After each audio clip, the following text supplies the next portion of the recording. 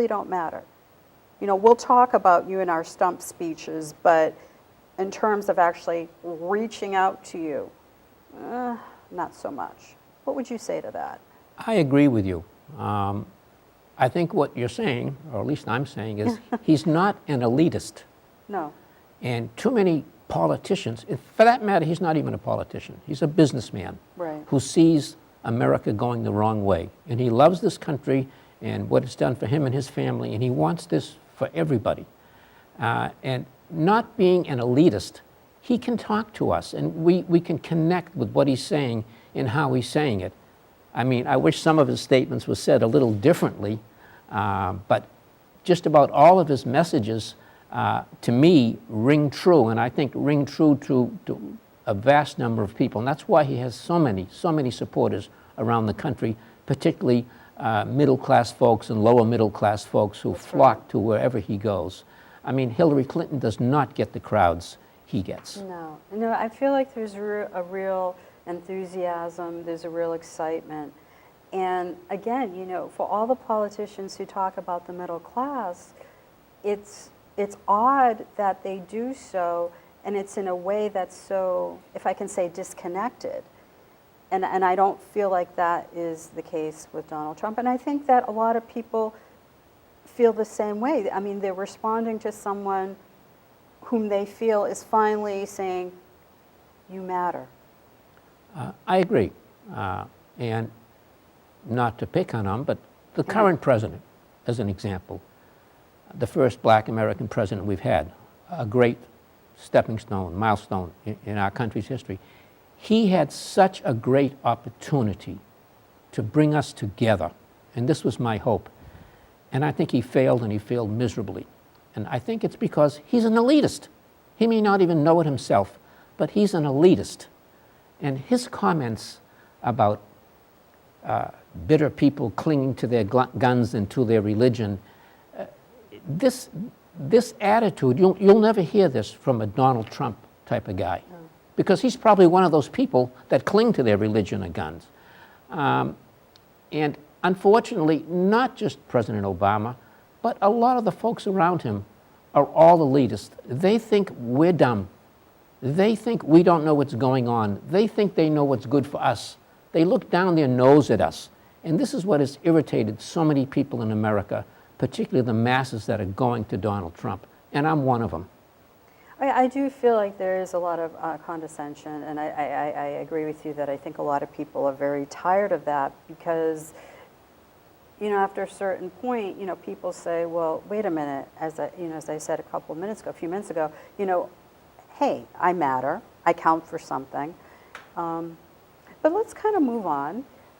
Let's talk about his rhetoric, because people say that he's racist. People say that he's misogynistic. Okay, he's not a politician, but he is running to hold the highest political office in the land. So what do you think he should do? How should he modify his speech, or should he maybe just be a little bit more aware? Should he learn how to throw on that diplomatic hat in certain contexts? What would you say? Well, I think as I alluded to a few moments ago, I agree with his messages and what he's trying to say, but there are times that the language he uses to make the point he wants to make ends up being offensive to people, and he certainly doesn't mean to offend anybody. But you got to understand, he is not a politician. If he was a polished politician, he would know the right words and the right cues. He is, to me, a regular guy who talks like a regular guy. I do not think at all he's misogynistic. I do not think that, I'm convinced he's not a racist. I mean, you look at his company and the thousands of people that he's employed and the positions that he's given women way up high in his organization, including his own daughter, who was second in command. I think it proves that these false allegations about him are simply not true. I think people, particularly those who are opposing him, are taking advantage of the fact that he speaks like a regular guy. Sure, he says things that should not be said publicly. This recent episode of the tape when he was talking with one of the Bush In young people. 2005. Right. I mean, to be honest with you, guys talk that way. Some Guys talk do. that way. I mean, I will say that I personally found it offensive. Not as, I don't want to say as a woman, although, obviously as a female, I'm a little bit more, it touches me a little bit more directly, but just as a person. But he did apologize immediately, and I respect that. He didn't try to minimize, the offended, the offended, if I could put it like that, the offended feelings that some people had. Some people were obviously very insulted. He didn't try to minimize what they were feeling. And he acknowledged that, hey, I said this, I was wrong, it wasn't the way to speak. It's not who I am. But ultimately, the reason why my support hasn't wavered is because of what you said. I look at the whole picture.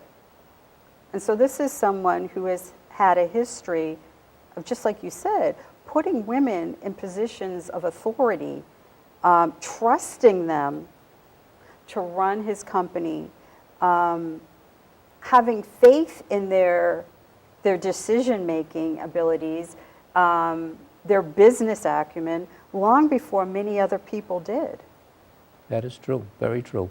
So I think you shouldn't judge a person by language or words he uses behind closed doors, guy to guy, so to speak, and then just attack him and say, this is the kind of person he is. You've got to look at what he produces and what he does and what his actions are, not what his words are. He's an alpha male. And let me tell you, this is how we alpha males talk at times in our lives. There's an old saying, let he who is without sin cast the first stone. And I venture to say if you put 50 guys in here who don't like Trump and who are voting for Hillary, not one could get up and say to us that they never spoke that way behind closed doors. And I'll say a quick comment and then I'll move on, just because unfortunately we don't have much time left and these shows always go so quickly. You have all these people who are outraged, who are still outraged, and I myself don't want to minimize what they're feeling and disparage their perspectives. However, we have a culture where you turn on the TV, you have Real Housewives of this, and basically you have women kind of going at each other. You open up these gossip magazines, who wore it better? We don't do that for men. You have all this music where women are denigrated. So I just think that he apologized. Let's look at the bigger picture to really kind of say, this is who Donald Trump is. And speaking of bigger pictures, what do you think this election's about? I think this election, in large part, is about the frustration that the average American has. I think that Americans have gotten to the point where they finally believe that Washington is broke. It's not working. It's not working for them. People today are working for a salary which is the same, or in many cases less, than what they were making 10 years ago. They're working for the privilege of keeping their heads above water. Just about.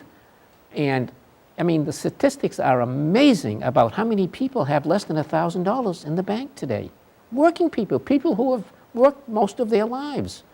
And I think people are beginning to believe and understand that people in Congress, in the way Washington works for us, doesn't work anymore. They just get reelected, and they make careers out of public office, and they don't accomplish anything that affects our lives in a positive way. To me, it's amazing how many people in Congress, both senators and congressmen, get elected, go to Congress, and end up becoming millionaires. Right. while on the public payroll. Well, I this- could never figure that out. Well, at least we get some photo ops. So really quickly, how can someone get involved with the Trump campaign? Do you have a contact? Sure. Well, I would suggest that you go to donaldjtrump.com. There's another site. It would be mass, M-A, the number 4 Trump, MA4Trump, .com, and we have a Facebook page, MA4Trump, and you'll see many different things that you can do or you can participate in and services that are needed. Okay, that's great. Thank you so much, Mr. Nassif, Ken. Thank you so much, you at home, for tuning in to the People's Platform. Again, my name has been Rachel Meiselman. I've been the host for today's show. And what I want to remind people is, regardless of the person whom you support, just please get out and vote. Always vote. There's never an excuse not to do so. Bye-bye for now.